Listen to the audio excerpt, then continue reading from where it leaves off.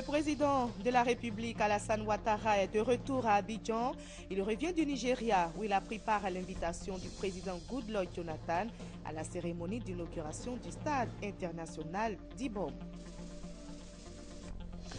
Et aujourd'hui, 8 novembre, est célébrée la journée mondiale de l'urbanisme, moment privilégié pour mettre en perspective le devenir des villes et des territoires. Les urbanistes en Côte d'Ivoire ont développé le thème planification urbaine et développement durable. Le SILA 2014 se poursuit. Le Salon international du livre d'Abidjan a reçu ce samedi la première dame de Côte d'Ivoire, Dominique Ouattara, présidente fondatrice de Children of Africa. Les autorités mexicaines ont pour la première fois laissé entendre que les 43 étudiants disparus dans le sud du Mexique étaient probablement tous morts. Les 3 suspects ont avoué les avoir tués et incinéré leurs corps. Bonsoir à tous, bienvenue dans le 20h de RTI1.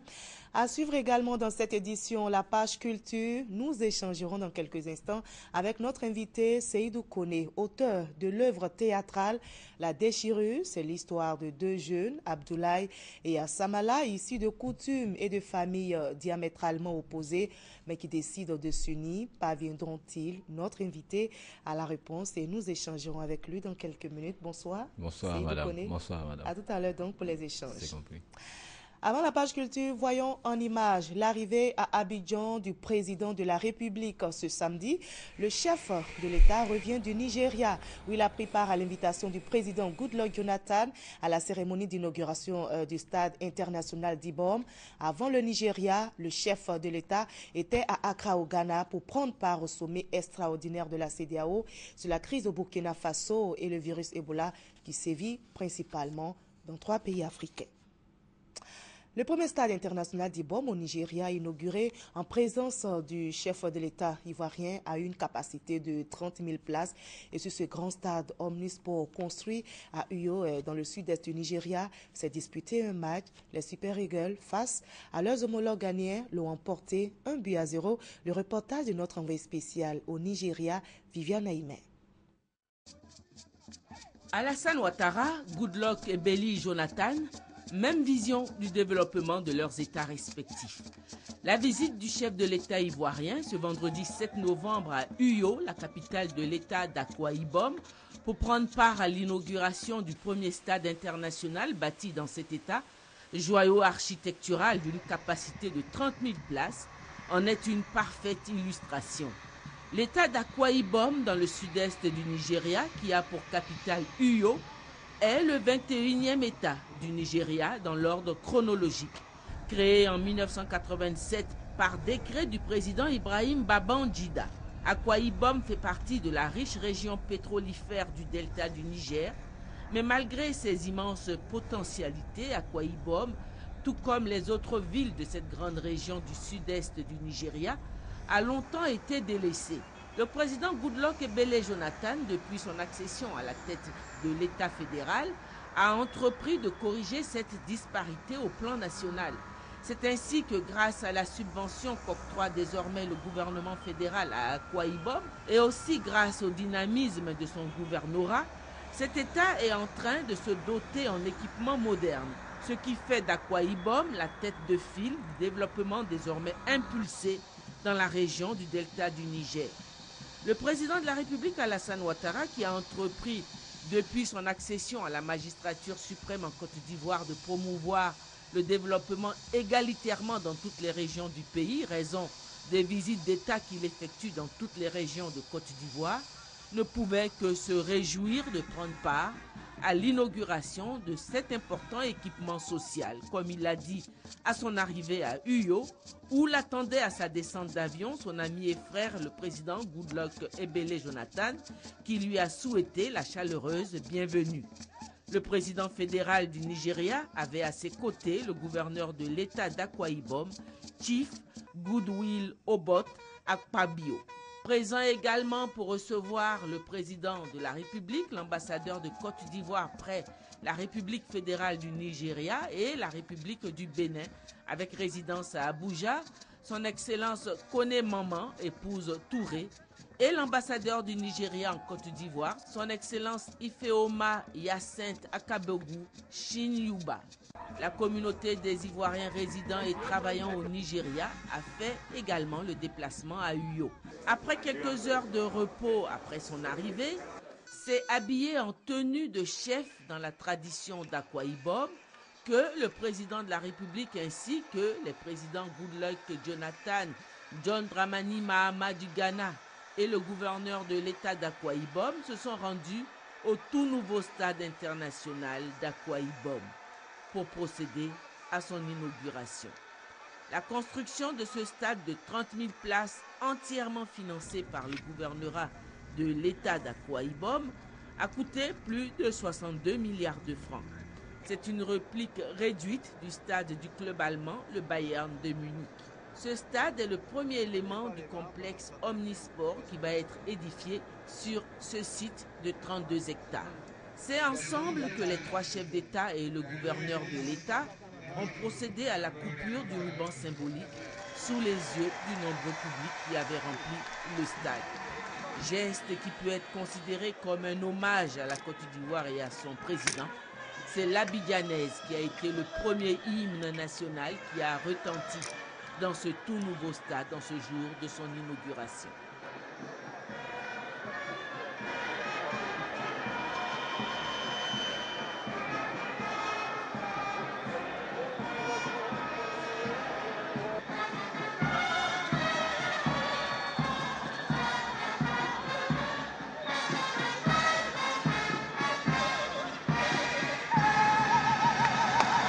La fête fut belle et riche par sa diversité. Prestations d'artistes, parades. Akwa Ibom a présenté au monde son potentiel artistique, culturel, sportif, sa créativité. Et puis, clou de cette réjouissance, un match amical qui a opposé les Super Eagles à l'équipe nationale du Ghana. Match remporté par l'équipe du Nigeria par 1-0. C'est le président de la République qui a remis la médaille de consolation aux joueurs du Ghana. La cérémonie a pris fin tard dans la soirée. Le président de la République a regagné Abidjan. Et nous sommes le 8 novembre aujourd'hui, c'est la journée mondiale de l'urbanisme, moment privilégié pour mettre en perspective le devenir des villes et des territoires en Côte d'Ivoire. L'Ordre national des urbanistes se préoccupe de la planification urbaine et du développement durable. Les urbanistes invitent les décideurs à prendre en compte dans leur politique le développement urbain durable. Le témoignage de Konepa Gassoro. Avec un taux d'urbanisation de plus de 50%, la Côte d'Ivoire fait partie des pays les plus urbanisés d'Afrique de l'Ouest. Cette forte croissance pose aujourd'hui de nombreux problèmes. À l'occasion de la Journée mondiale de l'urbanisme, célébrée tous les 8 novembre de l'année, l'Ordre national des urbanistes de Côte d'Ivoire entend sensibiliser les autorités et les décideurs sur le développement urbain durable. Objectif, offrir aux populations de meilleures conditions de vie. Nous allons bientôt essayer de nous investir dans des actions et activités de proximité dans les différents territoires humains, travailler de concert avec les décideurs, les populations et les acteurs économiques sur le terrain. L'Ordre national des urbanistes de Côte d'Ivoire a le soutien du ministère de la Construction, du Logement, de l'Assainissement et de l'Urbanisme. Les villes ne sont pas conçues par hasard. Il y a des gens, des spécialistes qui pensent les villes bien avant. Et ces spécialistes, on les appelle des urbanistes. Ce sont eux qui vont réfléchir longtemps à l'avance, 10, 20, 15 ans ou 30 ans même avant, où seront réalisées les voies structurantes dans la ville. Selon le Conseil de l'Ordre national des urbanistes ivoiriens, la Côte d'Ivoire était au début de l'indépendance à 80% de ruraux. Elle est passée successivement à 32% d'urbanisme en 1995, 39% en 1998 et à plus de 42% lors du dernier recensement de 1998. Des chiffres qui ont poussé l'Ordre national des urbanistes de Côte d'Ivoire à choisir ce thème de réflexion nationale de la Journée mondiale de l'urbanisme, planification urbaine et développement durable en Côte d'Ivoire. L'actualité, c'est aussi le SILA 2014 qui se poursuit. Le Salon international du livre d'Abidjan a reçu ce samedi une invitée de marque, la première dame de Côte d'Ivoire, Dominique Ouattara, présidente fondatrice de Children of Africa. Le livre au cœur de l'émergence, c'est le thème du SILA 2014 qui a accueilli aujourd'hui 20 000 visiteurs, nous explique Ali Derasouba. Dominique Ouattara, ambassadrice du livre et de la lecture. Pour associer l'acte à la parole, la première dame de Côte d'Ivoire s'est rendue ce samedi au Palais des Sports de Treichville, palais qui abrite le SILA 2014, le Salon international du livre d'Abidjan. La rencontre est essentiellement faite d'expositions, exposition également du bibliobus de la Fondation Children of Africa, cette bibliothèque ambulante qui propose des ouvrages aux tout-petits en vue de susciter chez eux le goût de la lecture. La First Lady a fait le tour des 25 stands animés par les exposants, écrivains, maisons d'édition et partenaires du livre. J'ai été très honorée vu qu'elle est venue au stand de Neuilly Seda. Donc on lui a présenté également mon œuvre. Étant donné que c'est mon premier recueil de nouvelles, c'est une fierté de rencontrer la première dame du pays. C'est très encourageant pour nous. Déjà nous sommes là depuis l'année dernière. C'est la deuxième fois que nous venons. Pour une entreprise britannique en pays francophone, ce n'est pas très évident. Mais je pense que le fait qu'elle soit venue au salon donne un peu plus d'impact au salon. Nous espérons que l'année prochaine, nous recevrons M. le Président lui-même. Évoquant sa disponibilité à accompagner toutes les actions de promotion de la lecture, Dominique Ouattara s'est aussi prononcé sur les projets de Children of Africa qui prévoit pour bientôt plusieurs autres bibliobus. C'est vrai que dans la Fondation Children of Africa, vous avez une section éducation et nous défendons bien sûr beaucoup la lecture avec nos bibliobus. Vous avez pu en voir, il y en a un dehors. Nous en avons 3 qui tournent à travers la Côte d'Ivoire et nous allons recevoir 5 autres. Donc ce sera 8 au total pour le bon bonheur des enfants. Le Salon international du livre, c'est aujourd'hui 25 stands, 20 000 visiteurs à ce jour. Avance Lucien Agbouya, commissaire général du SILA 2014. La rencontre prendra fin ce dimanche. La mesure entre en vigueur aujourd'hui. Il est interdit d'utiliser, de produire, de commercialiser, d'importer les sachets plastiques en Côte d'Ivoire. Le gouvernement ivoirien a pris le temps d'informer et de sensibiliser les acteurs, mais ces derniers ont-ils pris des dispositions pour le respect de la mesure? Qu'en est-il sur le terrain? La mesure est-elle réellement appliquée? Réponse avec notre reporter Serge Gongomé. Les sachets plastiques sont dangereux pour l'environnement. Voulant donc réduire l'impact négatif de ces sachets sur notre environnement, le gouvernement avait pris des mesures dans le mois de novembre 2013 pour interdire leur utilisation en Côte d'Ivoire. En lieu et place, l'État a recommandé l'utilisation des sachets biodégradables et la date butoir d'utilisation des sachets plastiques a été fixée pour ce samedi 8 novembre. Alors, quelle est la situation au niveau des grandes surfaces commerciales? Nos magasins sont prêts puisque nous avons fait toutes les démarches nécessaires auprès de l'ensemble de nos personnels et dans l'ensemble de nos magasins, puisque nous avons des magasins sur Abidjan et sur l'intérieur. La mesure ne concerne pas tous les types de sachets. Elle vise essentiellement les sachets d'emballage de produits alimentaires. Les sachets biodégradables seront vendus aux clients, mais le prix n'est pas encore déterminé. Pour l'heure, nous attendons le prix du sachet qui sera facturé aux clients. Nous n'avons pas encore le document officiel. Donc pour l'instant, nous attendons que ce document officiel nous soit remis par les autorités compétentes afin qu'on puisse l'afficher et que le consommateur puisse le voir. Néanmoins, depuis le mois de mars 2015, des sachets appelés bagues à pain sont utilisés dans le supermarché avec pour objectif de réduire le nombre de sachets plastiques ordinaires et leur impact sur l'environnement. Comment reconnaître les sachets plastiques autorisés ou biodégradables? Ces sachets ont une épaisseur supérieure à 50 microns et portent des étiquettes. Rappelons que la date d'interdiction avait été fixée pour le 23 novembre 2013 et reportée à la date du 22 mai 2014, puis différée de 6 mois à la demande des industries du sachet et de la Confédération générale des entreprises de Côte d'Ivoire, avec pour date butoir ce samedi 8 novembre 2014. Le ministre chargé de la Défense a donné le top départ hier au groupement ministériel des moyens généraux au plateau. Il s'agit de l'opération Caserne propre. Les autorités militaires invitent leurs hommes à améliorer leur cadre de vie et de travail dans la perspective du prix d'excellence 2015. Le reportage d'Abou Sanoko. Tous les premiers lundis de mois, le grand rapport est l'occasion pour le chef de corps du groupement ministériel des moyens généraux, le colonel Kofi Daniel, de faire le point des activités de son unité et de donner des instructions à ses hommes pour le bien du service. C'est également le moment indiqué pour le ministre chargé de la Défense, Paul Kofi, d'entretenir l'ensemble des personnels de la caserne qui abrite les locaux de son cabinet sur des sujets touchant à la vie de l'institution dont il a la charge. Le grand rapport de ce mois de novembre a revêtu un caractère tout particulier, en ce qu'il a vu le lancement de l'opération Caserne propre par le ministre Paul Kofi. Le gouvernement, avec à sa tête le président de la République et le Premier ministre, a demandé à ce que l'administration publique donne l'exemple en termes de propriété des lieux de travail et aussi procéder au ravalement des édifices publics. La défense a commencé. Vous savez que nous sommes un élément essentiel, n'est-ce pas, de l'action de l'État. Il est important que les militaires donnent l'exemple. C'est ce que nous sommes en train de faire. Nous avons amélioré le dispositif sécuritaire du périmètre du ministère de la Défense. Et nous entamons maintenant le ravalement et donc le nettoyage des lieux.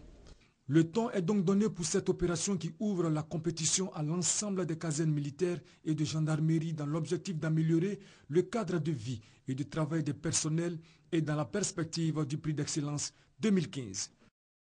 L'autorité pour le désarmement, la démobilisation et la réintégration est en visite de terrain.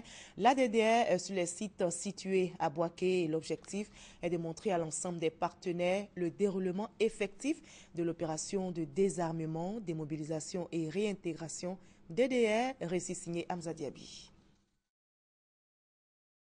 Visite guidée des sites dédiés au désarmement à Boaké. Pour l'occasion, le directeur général de l'ADDR, l'autorité pour le désarmement, la démobilisation et la réintégration, n'est pas seul. Plusieurs partenaires de l'opération l'accompagnent. Première étape, la 3e région militaire. Ici se trouve un site de désarmement fixe. Désarmement fixe se fait sur un endroit fixe comme son nom l'indique, à un moment donné et avec un groupe déterminé. Et nous l'avons monté l'atelier ici, à la 3e région militaire, pour qu'on voit le parcours de l'ex-combattant lorsqu'il va sur un site dédié au désarmement. Après le parcours du désarmement, place à la resocialisation de l'ex-combattant. Ici, on peut dire que c'est un moule dans lequel on met tout ex-combattant qui arrive. Et au sorti d'ici, l'objectif, c'est qu'ils changent de mentalité. Ils sont au départ, ils ont combattu. Donc, ils ont un bagage et on veut les décharger de ce fardeau-là. Tout ce qu'ils ont eu à subir, tout ce qu'ils ont eu à faire. Une manière d'aider l'ex-combattant à passer de la vie militaire à la vie civile. Pour cela, l'ADDR est soutenue par plusieurs partenaires dont l'ONUCI. Grâce à tous ces efforts conjugués, l'ex-combattant peut réaliser tout projet de son choix. Le ministre des Postes et des Technologies de l'Information et de la Communication vient de procéder à l'ouverture officielle du laboratoire de formation en fibre optique, une salle entièrement équipée de matériel de technologie de haute pointe qui permettra de former les étudiants professionnels des TIC. Reportage Konaté Moussa pour être plus précis et Franck Wadio. La fibre optique. Une technologie pour mieux transmettre l'information sur les réseaux informatiques. Une technique qui exige une formation de pointe. Et justement, un laboratoire pour la formation et la certification vient d'être créé à l'École supérieure africaine des technologies de l'information et de la communication. Il est question, dans la perspective du déploiement de la fibre optique en Côte d'Ivoire, de former des jeunes techniciens et cadres pour pouvoir assurer la maintenance lorsque les grandes entreprises qui mettent en place ce réseau de câbles de fibre optique là seront partis. Des modules de formation conformes aux normes internationales, Le laboratoire est conçu avec l'appui de l'ambassade du Canada en Côte d'Ivoire. Ce laboratoire, fruit d'une initiative publique-privée, vient à point nommé mettre à la disposition de notre secteur les experts et les compétences indispensables. Ce qui nous permet d'envisager avec optimisme l'avenir des importants investissements engagés en ce moment par l'État de Côte d'Ivoire. Grâce à ce partenariat, je n'ai aucun doute que la formation dispensée répondra aux besoins des entreprises qui utilisent la fibre optique. Je suis également convaincue que les diplômés n'auront aucune difficulté à trouver de l'emploi une fois leur diplôme en poche. 16 étudiants et professionnels des TIC ont été formés en juillet dernier. Ils ont reçu leur certification. Voilà un reportage réalisé par Konaté Moussa et Franco Quadio. Le ministre d'État auprès du président de la République, invité du Lions Club, il s'est prononcé sur le thème paix et sécurité, facteurs de développement. Jano Aoussou Quadio invite les clubs services à l'encadrement des populations rurales. On en sait plus avec Léon Bro. 130 kits de chirurgie d'une valeur de 13 millions de francs CFA, dont la moitié remise au CHU de Trècheville à travers son chef du service d'ophtalmologie, les 65 kits restants étant destinés au CHU de Boaké. C'est un don des Lions Club pour aider à guérir les populations de la cataracte. Cette assistance aux personnes vulnérables, leur leitmotiv, les clubs services veulent désormais mieux l'adapter pour plus d'efficacité. Ils ont donc interrogé le président de la RDCI, l'Assemblée des régions et districts de Côte d'Ivoire, le ministre d'État, Jano Aoussou, sur leur rôle dans la quête de l'équilibre dans le trio paix, sécurité et développement. Il doit pouvoir accompagner des coopératives de femmes, de jeunes, encadrer, aider aussi à l'éducation, aux bonnes manières, aux bonnes pratiques, la vie. Sa vision du reste partagée par les Lions Club, Jano Aoussou Quadio la forge dans l'idée qu'il ne peut avoir de paix et de sécurité dans un pays sans bien-être des populations et vice-versa. Tout État a besoin de ressources pour se construire. S'il n'y a pas de paix et que l'État utilise les ressources pour acheter des armes, pour faire la guerre, vous voyez que ces ressources auraient pu bien servir à construire des universités, des écoles, des centres de santé. C'est pour cela que nous disons que la paix est un facteur de développement. Cette rencontre d'échange pour une réorientation de leurs actions a été aussi le cadre pour les membres du Lions Club de comprendre les potentiels appuis de l'État à leur programme. La Côte d'Ivoire met tout en œuvre pour éviter le virus Ebola qui a fait à ce jour près de 5000 morts. Le ministère de la Santé et de la lutte contre le sida a inauguré aujourd'hui même le nouveau centre d'appel 143. Ce nouveau centre d'appel, équipé en matériel informatique et bureautique, permettra au ministère de la Santé d'être plus outillé dans la sensibilisation contre le virus tueur Ebola. Reportage signé Roger Appé et commentaire Léon Bro. Créé en 2011 pour gérer les appels relatifs à la gratuité des soins, le centre d'appel 143 est désormais situé au sein de l'Institut national de santé publique, INSP, à Adjamé. Il est doté d'une salle d'écoute, une salle de garde, 12 téléphones, 6 box et des accessoires de bureau pour un financement de 16 millions de francs CFA de l'État. Ce renforcement de capacité pour permettre au centre d'appel 143 de répondre au mieux à sa nouvelle mission, centre des appels dans le cadre de la lutte contre Ebola. Nous nous sommes rendus compte que les appels devenaient de plus en plus importants et que les populations elles-mêmes n'arrivaient pas à joindre notre centre d'appel parce que nous n'avions en son temps que 8 lignes. Et nous avions franchement pratiquement 6 opérateurs. Nous avons réfléchi et nous sommes dit comment est-ce qu'on pourrait faire afin d'étendre un peu ce centre d'appel aux réponses inhérentes donc à la maladie à virus Ebola. Nous sommes passés aujourd'hui à 24 téléopérateurs et nous avons aujourd'hui 30 lignes. Ce qui va permettre à la population de pouvoir nous joindre plus facilement. Le nouveau centre d'appel 143 a aussi vocation de centre de prise en charge d'éventuels cas d'Ebola. C'est dans ce cadre que le groupe SIFCA lui a offert 20 thermomètres d'une valeur de 4 millions de francs CFA à l'occasion de son inauguration. La représentante de l'UNICEF en Côte d'Ivoire, les ministères de la Santé, de la lutte contre le sida et de l'Éducation nationale sont en visite à l'ouest de la Côte d'Ivoire, précisément à Toulepleu, ville frontalière au Libéria. Les écoles primaires ont été notamment visitées et les élèves ont été invités à respecter les mesures d'hygiène pour éviter le virus Ebola. F. Bouy. Une séance de sensibilisation sur les dangers du virus Ebola. La cible, élèves et communautés villageoises de Gueupleu, à 8 km de Mans. Les échanges sont imagés, mis à disposition des kits de lavage des mains et des séances de lavage des mains bien assimilées. C'est le top départ de la mission organisée par l'UNICEF en partenariat avec les ministères de la Santé et de la lutte contre le sida et celui de l'Éducation nationale et de l'enseignement technique. Tous les enfants sont mobilisés. Je pense que les enfants commencent à comprendre le système de lavage des mains qui était déjà institué depuis des années. Et vraiment, on est heureux. La délégation conduite par la représentante de l'UNICEF en Côte d'Ivoire a visité le centre de traitement du CHR de Mans pour la prise en charge d'éventuels cas. Préoccupations relevées au cours de la réunion hebdomadaire du comité régional Ebola.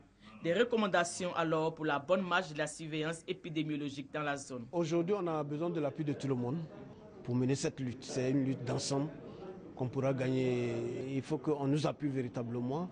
Aujourd'hui, par exemple, nous avons des ambulances, mais il faut qu'on ait une ambulance spécialement chargée, par exemple, de l'évacuation s'il y a des cas éventuels. Cette campagne de prévention s'effectue dans les écoles, les centres de santé et les communautés vivant le long de la frontière ouest du pays, allant de Tabou à Odiéné. Elles sont nombreuses en Côte d'Ivoire, ces personnes souffrant de maladies telles le bec de lièvre ou encore la tumeur. L'ONG internationale sourit un jour et depuis ce samedi à Abidjan pour venir en aide à ces malades. Elle veut donc leur donner l'opportunité de se faire opérer gratuitement. Chriselda et Victorine Yaoyobé pour le reportage. Mais attention aux images, âme sensible, s'abstenir.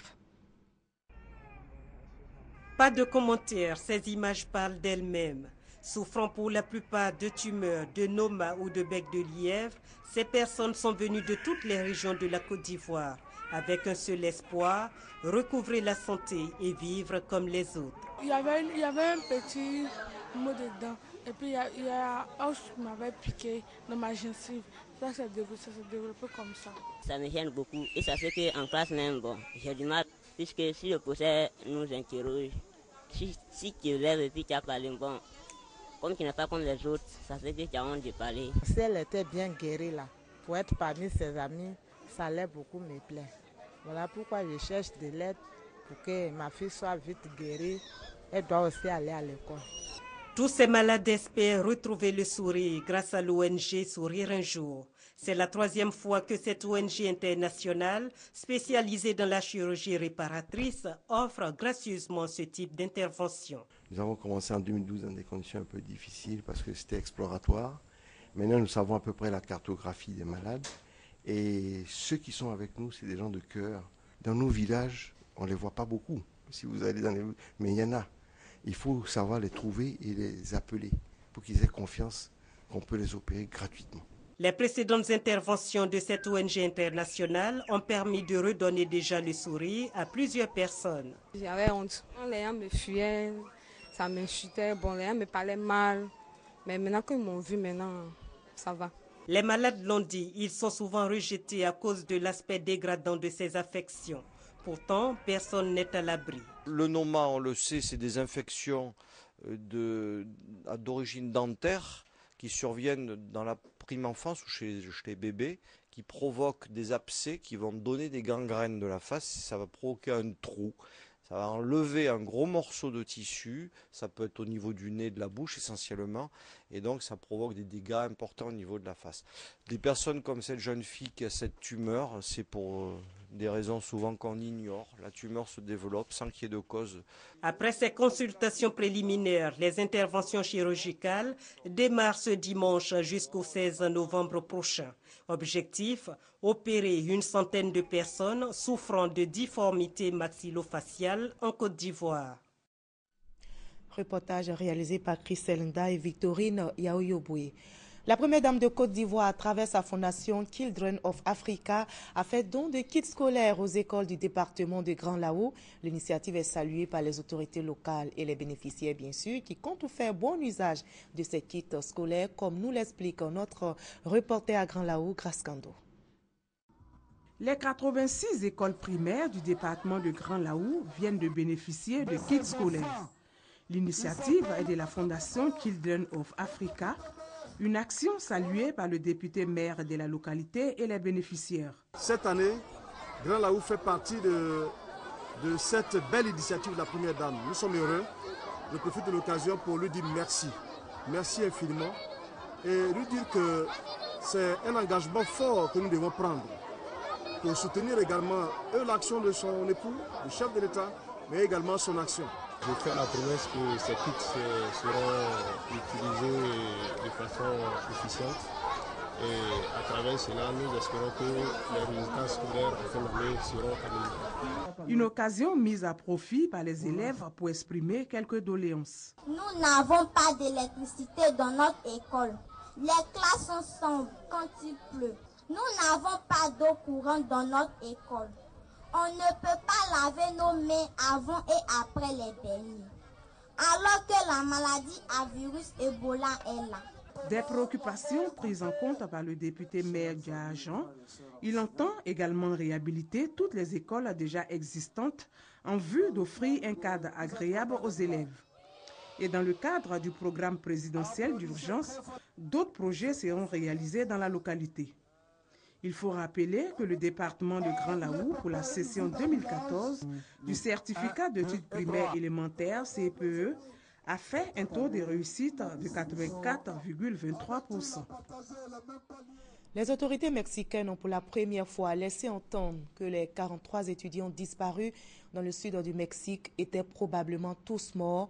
Les suspects de ce massacre qui a bouleversé le pays ont avoué les avoir tués et incinéré leurs corps. Le ministre mexicain a présenté lors d'une conférence de presse ce scénario d'horreur, toutefois contesté par les parents des jeunes qui considèrent que ces aveux n'ont pas valeur de preuve. Voilà, place à présent à la page culture de ce samedi 8 novembre.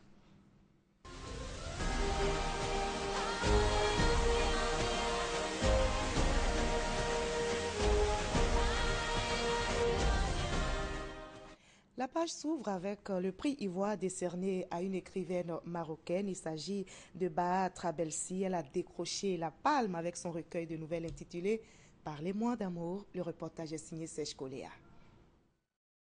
Parlez-moi d'amour, ce recueil de nouvelles de 124 pages, paru aux éditions La Croisée des Chemins, place Baha Trabelsi sur la première marche du podium.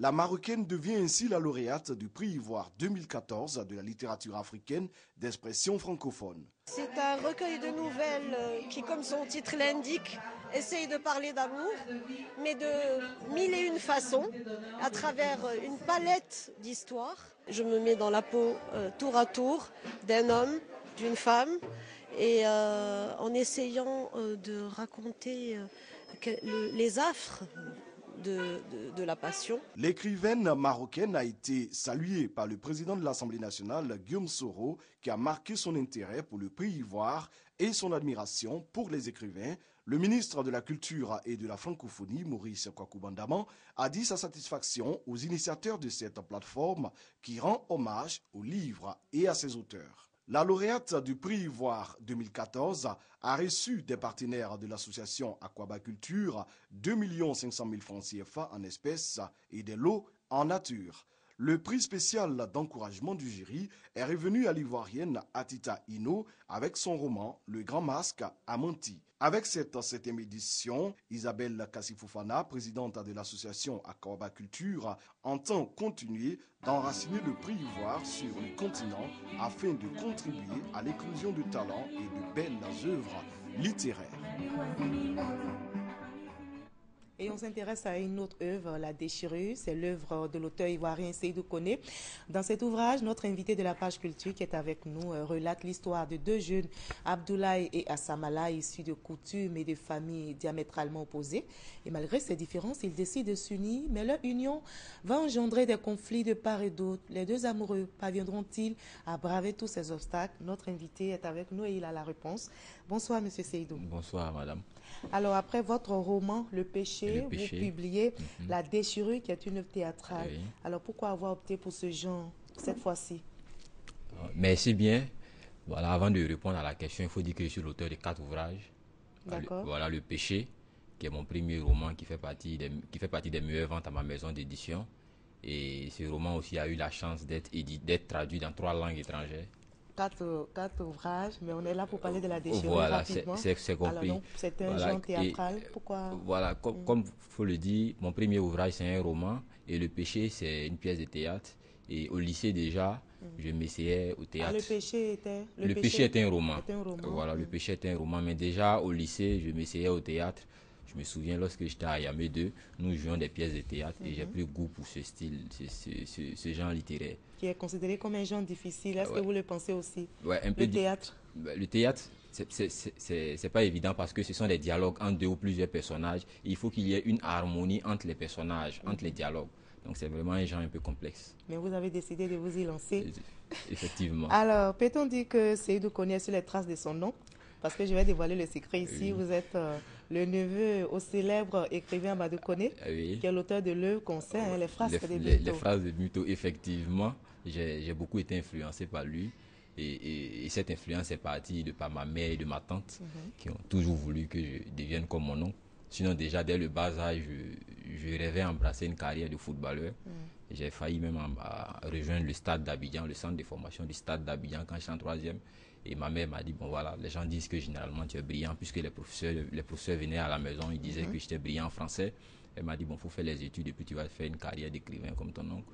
Et voilà comment j'ai donc vous vous êtes lancé dans cette carrière d'écrivain. On vous souhaite donc plein succès comme votre oncle Amadou Koné. Merci. Alors dans La Déchirure, vous relatez l'histoire émouvante d'un avocat tombé amoureux, je l'ai déjà dit. Oui. Alors nous allons suivre ensemble ce résumé fait par nos confrères et puis poursuivre la discussion. C'est compris. La Déchirure est une œuvre théâtrale écrite par Seydou Koné. Elle raconte l'histoire de 2 jeunes amoureux, Abdoulaye et Assamala. 2 personnages issus de familles opposées parce que Abdoulaye, n'étant pas de la même confession religieuse que sa compagne Assamala. L'union est difficile. De son côté, Assamala, avec l'aide de sa famille, met tout en œuvre pour sauvegarder sa relation avec son jeune amant. Cet ouvrage est un signal fort, un appel à l'acceptation du prochain malgré les différences. Les religions et coutumes ne devraient pas servir de prétexte à une quelconque déchirure entre des individus, des familles et des peuples. En 110 pages, Déchirure développe plusieurs thématiques, notamment des réflexions sur l'avortement, la drogue et la prostitution. Abdoulaye et Assamala parviendront-ils à surmonter les obstacles et à s'unir définitivement? Si oui, à quel prix? Oui, à quel prix? Seydou Koné, je ne vais pas vous poser la question, on va laisser le temps au lecteur de découvrir cela dans votre ouvrage. Mais c'est une union difficile, hein, vous l'avez relaté. Les 2 amoureux ne sont ni de la même religion, ni de la même région, ils n'ont pas les mêmes coutumes et ne sont même pas de la même classe sociale. Effectivement, il faut dire que c'est un fait de société qui est d'actualité, pas seulement en Côte d'Ivoire ou en Afrique, c'est même dans le monde. Aujourd'hui, c'est difficile de se marier. Le mariage aujourd'hui est de plus en plus basé sur les classes sociales, surtout la religion. Il est difficile pour un musulman, moi qui suis musulman, je le sais, il est difficile pour un musulman d'épouser une non-musulmane au niveau les problèmes régionalistes. Donc j'ai écrit La Déchirure pour permettre aux gens, puisque le livre même, c'est pour changer les mentalités. J'ai écrit La Déchirure pour bousculer un peu les mentalités, pour dire qu'il faut faire plus la promotion de l'idéologie. La classe sociale, la religion ne devrait pas empêcher 2 personnes de s'aimer. Vous ne pensez pas, Seydou, qu'aujourd'hui, ce sont des choses qui ont quand même évolué, hein? Aujourd'hui, on voit des personnes de même religion se marier. La religion n'est plus une barrière, même la région. L'ethnie, c'est plus une barrière. Non, je ne suis pas totalement d'accord avec vous parce que je connais même des exemples. Il y a toujours des barrières. D'accord. Oui, il y a toujours des barrières parce que les gens... Et vous en parlez pour que ces barrières-là ne puissent plus exister. Oui. D'accord. Effectivement. À travers Abdoulaye et Assamala, vous voulez transmettre certainement d'autres valeurs, c'est-à-dire des valeurs à vos lecteurs qui vous écoutent maintenant. Oui, effectivement. Il faut dire que, comme je l'ai vu, l'œuvre a été bien résumé, mais au-delà, j'ai une fonction d'écrivain engagé, principalement misérabiliste, c'est-à-dire un auteur qui dépeint avec insistance la misère sous toutes ses formes. Pour dire quoi? Voilà, pour dire quoi? Pour dire que la misère est au centre de tout. Donc je fais la promotion du travail. C'est en travaillant qu'on peut sortir de la misère. Voilà, je dénonce aussi la prostitution, les enfants de la rue, parce que j'en vois beaucoup. C'est pas joli. Voilà, il faut que les parents prennent leurs responsabilités. Faire un enfant, c'est bon, mais en faire un homme, c'est mieux. En Occident, quand on fait un enfant, on pense à préparer son avenir. Donc, quand les gens décident de faire des enfants, il faut déjà qu'ils songent à préparer leur devenir. Voilà, donc il y a plusieurs sujets, tels que la drogue, etc. D'accord. Et la Côte d'Ivoire en reconstruction, oui. Qu'est-ce que vous pouvez dire au-delà? Parce que là, c'était un deux amoureux. Un deux amoureux. Au-delà donc du cadre. Oui, mais l'histoire, la finalité, ce que je voudrais que les lecteurs retiennent, c'est-à-dire que c'est ce que les Allemands appellent le Zusammenleben, le vivre ensemble. C'est-à-dire qu'il faut faire la promotion de l'idéologie. Je suis Seydou Kone, je suis de Wangolo, mais si je marche avec un BT, c'est l'idéologie qui doit nous lier. Et c'est le message que je veux véhiculer.